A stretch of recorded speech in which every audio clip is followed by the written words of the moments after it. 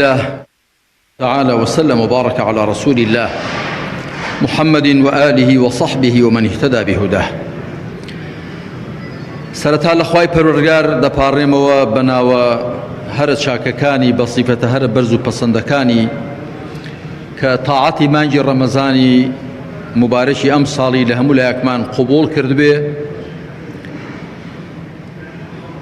ومێدەم وایە خوای پەروەردگار ئەم مانگە مبارەکەی بۆ کردبین بە وێستگەیەک بۆ زیاتر لە خوا نزیک بوونەوە و زیاتر خۆ پاک و چاککردن. بێگومان مانگی ڕەمەزان مانگی تێدا دابەزێنرانی قورئانە، شەهر ڕەمەضان الذي أنزل فيه القورئان. و مانگی ڕەمەزان گەورەی مانگەکانی ساڵە، هەروەکو چۆن ڕۆژ و شەوی جومعە گەورەی شەو و ڕۆژەکانی هەفتەن. خوای پەروەردگار ڕێز و حورمەتێکی تایبەتی لە هێندێک لە کاتەکان ناوە و هەڵی بژاردون بەسەر کاتەکانی دیکەدا و ڕێزی و حورمەتی لە هێندێک لە شوێنەکان ناوە هەڵی بژاردون بەسەر شوێنەکانی دیکەدا. هەروەکو ڕێز و حورمەتێکی تایبەتی لە هێندێک لە کەسەکان ناوە بە تایبەت پێغەمبەران عەلەیهیمو الصەڵات وەسەلام و هەڵی بژاردون بەسەر مرۆڤایەتیدا. قل الحمد لله وسلام على عباده الذين اصطفى. بەڕێزان، من لەم کۆتایی مانگی ڕەمەزاندا دیارە ئەم ئێوارە خوانە سازکرا بوو، خوا پاداشتی ئەو کەسە داتەوە کە لە پشتیەوەیە خوا بەرەکەت بخاتە سەر و ماڵی. دەمەوێت چەند ڕێنمایەکتان زۆر بە کورتی و پوختی و بە گوشراوی لەو چەند دەقەیەدا کە ماویەتی بۆ بەربانگ عرضتان بکەم. یەکەمین ڕێنمایی و ئامۆژگاریم پێشێ بۆ خۆم ئەمجا بۆ ئێوەی بەڕێز کە تەشریفتان دانیشتووە و لە پشت ئێوەشەوە بۆ هەر کەسێک کە دەنگمان دەبیستێ و قسەکانی ئێمەی پێدەگا. یەکەمین ڕێنماییم و ئامۆژگاری دڵسۆزانم ئەوەیە کە وەکو چۆن مانگی ڕەمەزان هەلو دەرفەتێکە و دێتە پێش، ئەگەر لێی وریان نەبین باش مامەڵەی لەگەڵدا نەکەین دەڕواو لە دەستمان دەچێت. ئێستا ئێمە ئەم شەو لە 28 ڕەمەزاندا دەبین و ئەم دوو سێ ڕۆژ و شەوەی کە ماوە ئینسان ئەگەر ئاوەڕ بداتەوە تەماشا دەکا ئەوەی کە مانگی ڕەمەزانی گرتووە، ڕۆژوەکەی گرتووە و نوێژ و تاعەتەکەی تێدا ئەنجامداوە، ئەگەر تەراویحە، ئەگەر بە هەر شێوێک لە شێوەکانە شەو بێداری کردووە، ئەگەر قورئانی خوێندووە، ئەگەر هەوڵی داوە زیاتر خۆی پاک و چاککە، ئەوەی کردوێتی ئەوەی نەشی کردووە. مانگی ڕەمەزان وەکو یەک لە هەردووچیان ڕۆیشتووە، بەڵام زۆر جیاوازن. دوو کەس یەکێکیان مانگەکەی خۆی پڕ کردووە لە تاعەت و شەو ڕۆژەکانی زۆر بە پێز لێ ڕۆیشتوون، و ئەوی دیکەشیان کە مانگەکەی لێ ڕۆیشتووە بەڵام بەبێ ئەوەی کە هیچ سوودێکی لێبینی بێ. جا تەمەنیش بەڕێزان، تەمەنی ئینسانیش هەمووی وەکو ئەم مانگی ڕەمەزانەیە. هەروەکو خوا سبحانه وتعالى لە باسی سواربوونی وڵاخدا، سواربوونی ئامڕازی سەفەردا دایناوە کە کاتێک سوار دەبین بڵێین سبحان الذي سخر لنا هذا وما كنا له مقرنين وإنا إلى ربنا لمنقلبون. پاچی بۆ خوای کە ئەمەی بۆ دەستەمۆ کردووین. اینجا ئەگەر وڵاخە، ئەگەر تایارەیە، سارێ، هەرچی هەیە، خوا بۆ ڕام و دەستەمۆ کردوین و ئێمە دەسەڵاتمان بەسەریدا نەبوو و ئێمە بۆ لای خوا، بۆ لای پەروەردگارمان دەگەڕێینەوە. واتە بەو سەفەرەی کە دەیکەی دەبێت سەفەری ژیان و گەشتی ژیانی خۆتت بێتەوە پێش. بە هەمان شێوەش ئێمە وەکو گوتم تەمەنەکەشمان هەمووی وەکو ئەم مانگەیە. خۆی تەمەنیش دیارە لە چەند ساڵێک پێک دێ و ساڵەکەش دیارە لە 12 مانگ و مانگەکان یەکی لە 4 هەفتە و هەفتە لە ڕۆژ و ڕۆژ لە سەعات و دەقە و چرکەکانیش. ئەو چرکانەی کە گوێمان لێیان دەبێت ئەوە هەمووی لە ڕاستیدا پێکهاتەی تەمەنی ئێمە. کەواتە بە ئاگامان لە تەمەنی خۆمان بێ وەکو دەرفەتێکی زێڕین کە خوا سوبحانە وتەعالا ئێمەی مرۆڤ یەک جار دەژێنێت، یەک تەمەنی پێداوی. ئەگەر ئینسان دوو سێ تەمەنی ببوونایە یەکێکی هەروە بەڕێ دەکرد بزانێ حەڵال چۆنە حەرام چۆنە چاکە چێ خراپە چێ هەمووی کردبانایە، ئەوی دیکە مەسەلەن بە زۆرێک، بەڵام یەک تەمەنە. وەکو خوای پەروەردگار لە سوورەتی فاتیردا دەفەرمێ ئەوەلەم نوعەممیرکم ما یەتەذەکەڕ فیه من تەذەکەڕ وجاءکم النەذیر. ئایا بای ئەوەندە نەمان ژیاندن ئەگەر کەسێ ویستە بای بیری بکەوێتەوە بیری دەکەوتەوە. ئەم تەمەنە کورتەی ئێمە بەڕێزان هەر بای ئەوەندەیە کە ئینسان ئەگەر بیەوێت بیری بکەوێتەوە، خوای بیر بکەوێتەوە، خۆی بیر بکەوێتەوە، حکمەتی دروستکرانی خۆی بیر بکەوێتەوە، ئامانج لە هێنرانی بۆ ئەم ژیانە دنیایە بیری بکەوێتەوە. کە ئینسان ئەگە بیر بکاتەوە لە خۆی، مرۆڤ ئەگەر بۆ خوا سوڵحاو بێ و بەخواوە پەیوەست بێ زۆر خۆشبەختە، زۆر بەختەوەرە. خوای پەروەردگار وشەی مفلیحی بۆ بەکارهێناون، قەد ئەفلەح المؤمنون، سەرفراز و بە مرادگەیشت و بە ئامانجگەیشت و سەرکەوتون.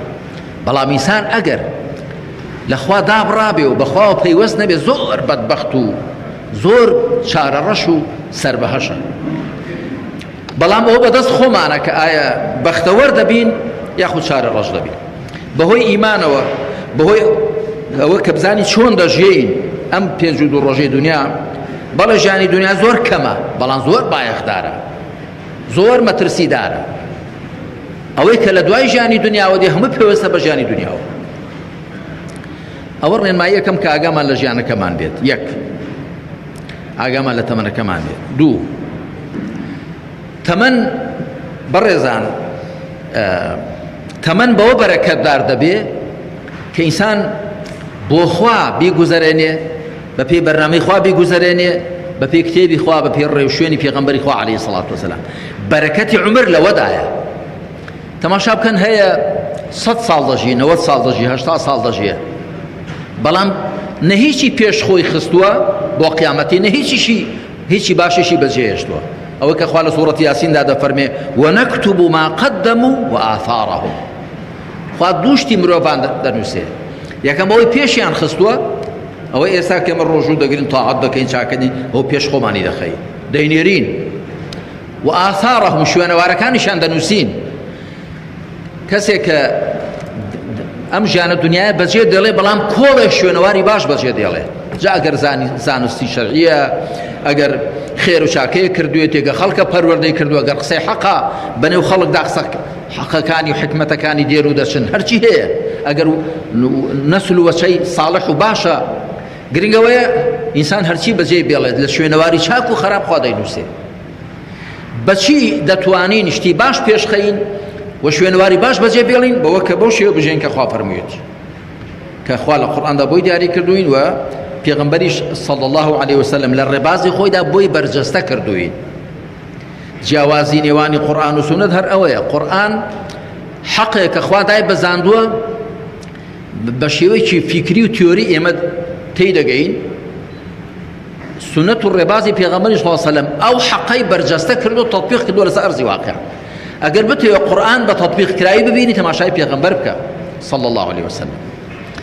بۆیە لە دایکمان عایشەیان پرسی خوا لێی ڕازی بێ لەبارەی ڕەوشت و ئاکاری پێغەمبەرەوە عەلەیهی سەڵات وەسەلام. یەکێک لێی پرسی، گەنجێک بوو لە تابعین، جیلی دوای هاوڵان، گوتی ئەی دایکی بڕواداران، ڕەوشتی پێغەمبەر و عەلەیهی سەڵات وەسەلام ئاکار و ڕەفتاری چۆن بوو؟ گوتی یا بونەیە ئەوەلا تەقڕەئی القورئان، ڕۆڵە گیان قورئان ناخوێنی؟ گوتی با. گوتی کانە خولق نەبی الله القورئان، ڕەوشتی پێغەمبەری خوا صلی الله علیه وسلم قورئان بوو. یەکێک لە عاریفە گەورەکان دەڵێ دایکمان عایشە، دەڵێ دایکمان عایشە لێرەدا زێدە ئەدەب و حورمەتی بەکارهێناوە، ئەگەرنا لە ڕاستیدا مەبەستی ئەوە بووە کە ڕەوشتی پێغەمبەر صلی الله علیه وسلم بریتی بووە لە خۆڕازاندنەوە بە سیفەتەکانی خوا ئەوانەی کە لەگەڵ مرۆڤدا دەگونجێن. چونکە بۆ خوای پەروەردگار لە تعقیب لە دوای زۆر لە ئاەتەکان سیفەتەکانی خۆی باز دەکات. بۆ وێنە دەفەرمێ وەلیعفوا وەلیەصفەحوا ئەلا تحبون ئەن یەغفر الله لەکم، با چاوپۆشی بکەن و لێبوردن بکەن، حەز ناکەن خوا لێتان ببورێ. واتە یەکێک لە سیفەتەکانی خوا لێبوردنە، ئێوەش هەوڵدەن لێبوردە بن. یان پێغەمبەر دەفەرمێ عەلەیهی الصەڵاتو وەسەلام الراحمون يرحمهم الرحمن ارحموا من في الأرض يرحم.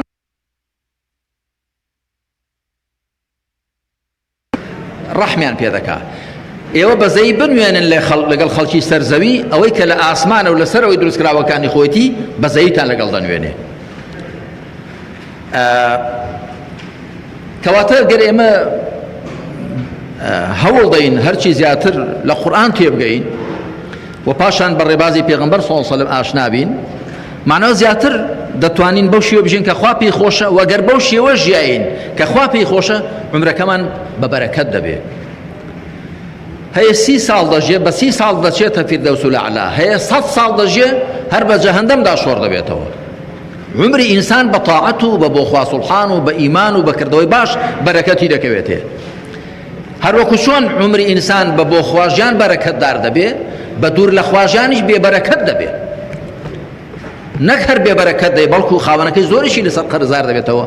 وەکو خوا دەفەرمێ الذين خسروا أنفسهم وأهليهم يوم القيامة، ئەوانەی کە خۆشیان و ماڵ و خێزانیشیان لە دەست دەدەن لە ڕۆژی دواییدا، هەموو شتێک لەدەست دەدەن، هەموو شتێک دەدۆڕێنن.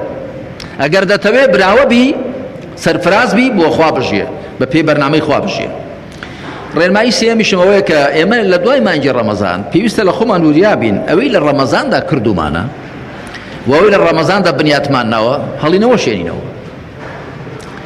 مانگی ڕەمەزان بە تایبەتی ئەم ڕەمەزانە کە ئەم پەتای کۆڕۆنایەش لە وڵاتدا هەبوو، خەڵک بە ناچاری جۆرێک لە ئیعتیکافی ئیجباری بەسەردا پەڕس کرا.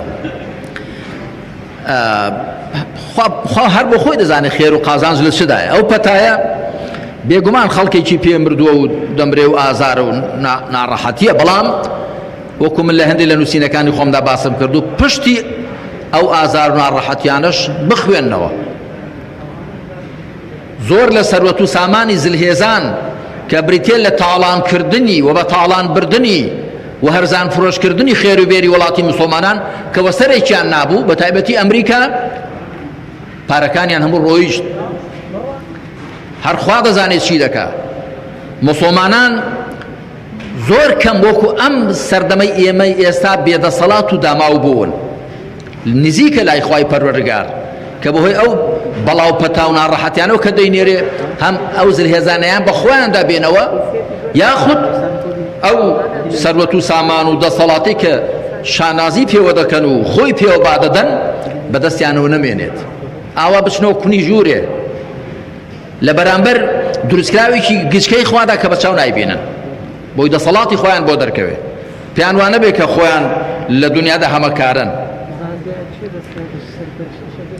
جا با وریابین ئێمە لە دوای مانگی ڕەمەزان ئەوەی کە لە ڕەمەزاندا بنیاتمان ناوە ئینشاءڵڵا زیاتر لەسەری بەردەوام بین و خوا پشتیوان بێت چاکەی زیاتری بەدوادا بەڕێکەین. هەندێک لە ئافرەتان هەیە لە مانگی ڕەمەزاندا خۆی پۆشتە دەکا و ڕۆژوو دەگرێ و شتێکی باشە. خۆگەر ئینسان لە بەشێکی کەمی تەمەنیشیدا بۆ خوا سوڵحاو بێ هەر باشتر لەوەی کە لە هیچ لە تەمەنیدا بۆ خوا سوڵحاو نەبێ. هەتا هەندێک لە زانایان کە ڕایان وایە کە ئەوەی نوێژ هەر نەکات دەچێتە دۆزەخ و مسلمان نییە، دەڵێن ئەگەر هەر جومعەکانیش بکە ئەو کاتە بەوە لە قەڵەم نادرێت کە هەر نوێژ نەکەرە، تاریک و سەڵاتە، ئەگەر تەنیا جومعەکانیش بکە. یەکێک لەوانەی ئیبن تەیمیە ڕەحمەتی خوای لێ بڕای وایە. کەواتە هەر باشە ئینسان لە ڕەمەزانیشدا بگەڕێتەوە بۆ لای خوا، لە 12 مانگە مانگێکی بۆ لای خوا بگەڕێت و هەر باشتر لەوەی هەر نەگەڕێتەوە. بەڵام بە تەئکید مسلمانەتی و دینداری تایبەت نیە بە مانگی ڕەمەزانەوە، تایبەت نیە بە ڕۆژێکەوە، بە شەوێکەوە، بە کاتێکەوە، بە شوێنێکەوە، بەڵکو وەکو خوا فەرموویەتی وەعبود ڕەبەکە حەتا یەأتیەکە اليەقین، هەتا ئەوەی کە هیچ گومانت تێیدا نیە کە مردنە دەگاتە سەرت بەندایەتی بۆ پەروەردگارت بکە. دوا قسەشمەوەیە لە ڕێنماییەکانم کە ئەگەر ئەم وڵاتەی ئێمە بە تایبەت بەرپرسان و حکومڕانان بگەڕێنەوە بۆ قورئان لە دەوری چرای قورئان کۆبینەوە، ئەو قورئانەی کە لەلایەن خوایەکەوە هاتووە سوبحانەوە وتعالە، لایەنگیری بەلای کەسدا نییە. خوا لایەنگیری بەلای دەوڵەمەنددا نییە لەسەر حیسابی فەقیر، هەروەکو لایەنگیری بۆ فەقیریش نییە لەسەر حیسابی دەوڵەمەندێکی کە بە پارەی حەڵاڵ بە کاسبی خۆی سەروەتی وەسەرێک ناوە. خوای پەروەردگار ڕەگەزی نییە تا بڵێ پیاو سالاریە ژن سالاری. خوا سوبحانەوە وتعالە لە سەرووی نەتەوە و ڕەنگ و زمان و ڕەگەزەکانەوەیە. ئەو شەریعەتەی خوا، ئەو کتێبەی خوا ئەگەر لە دەوری کۆ ببینەوە، عەدالەت لە ژیانماندا دەچەسپێ، دادگەری دەچەسپێ. دادگەریش بناغەی تەباییە. ئێستا کە لە هەرێمی ئێمەدا ناتەبایی هەیە، خۆ پێشاندان دەکرێت، خەڵک بێزارە، ناڕەحەتە. لە ڕاستیدا کە وڵاتەکەمان سەرۆت و سامانی زۆری هاتۆ تێ و دەیهێتێ، بەڵام بەرەکەتی نییە، لەبەر ئەوەیە کە دادگەری نییە، لەبەر ئەوە کە قڕی و پڕی هەیە. با بگەڕێنەوە بۆ دەوری قورئان، ئەو قورئانەی کە پێمان دەفەرمێ کەی لا یەکوونە دوولەتەن بەین الئەغنیاء منکم، با سەرۆت و سامان تەنیا لە دەستی دەوڵەمەندەکانتاندا کورت هەڵنەیە. نیعمەتەکانی خوا بۆ هەموو بەندەکانی خوان، نابێ هێندێکیان بۆ خوانی قۆڕەکەن. با بگەڕێنەوە بۆ دەوری چرای قورئان بۆی کە دادگەری بچەسپێت، تەبایی هەبێ، برایەتی هەبێ، و دڵمان فەراح بێ، وڵاتمان فەراح بێ، و خوای پەروەردگار زاڵمان کە بەسەر گرفت و کێشەکانماندا ئەوەی کە هەن و ئەوانش کە چاوەڕێ دەکرد لە داهاتوودا. دووبارە لە خوای پەروەردگار داواکارم کە تاعەتی مانگی ڕەمەزان لە هەموو لا قبول فەرموو بێ، و تەوفیقیشماندا دوای ڕەمەزانیش هەروەکو ڕەمەزان بەندایەتی چاک بۆ خوا بکەین. والسلام عليكم ورحمة الله تعالى وبركاته.